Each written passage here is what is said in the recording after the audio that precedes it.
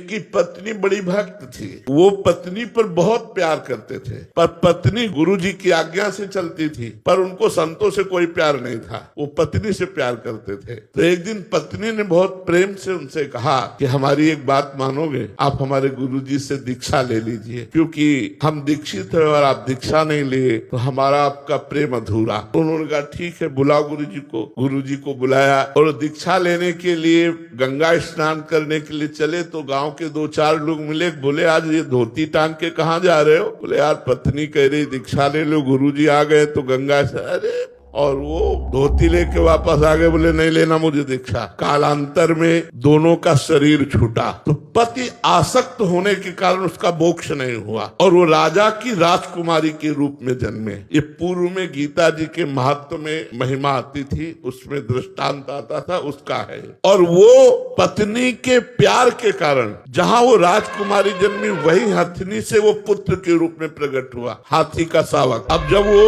नव युवक अवस्था में हाथी आया और श्रृंगार करके राज सवारी निकली और राजकुमारी सिंहासन पर आरूढ़, तो जे भी उसने देखा तो पूरी स्मृति जागृत हो गई कि ये तो मेरी पत्नी थी। अब ये राजकुमारी और मैं हाथी हूँ, कैसे मिलन हो सकता है? वो चुपचाप सहता रहा, क्योंकि कुछ अपनी बात व्यक्त नहीं कर सकता, हाथी रूप में है। अब राजा ने अपनी राजकुमारी का स्वयंवर रचा। जे ही स्वयंवर की घोषणा हुई तो उसने खाना पीना सब छोड़ दिया। वो बहुत ही सुशोभित हाथी के रूप में था।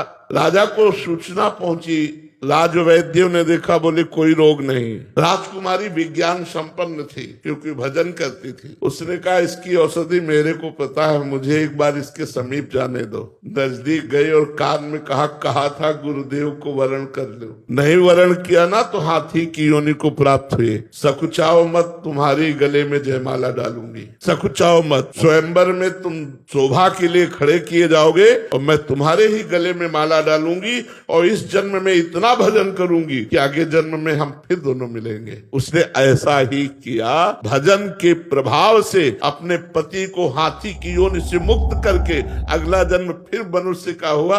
ये तप और भजन से, भगवान के वरदान से संभव है, ना कि अपने प्रारब्ध से।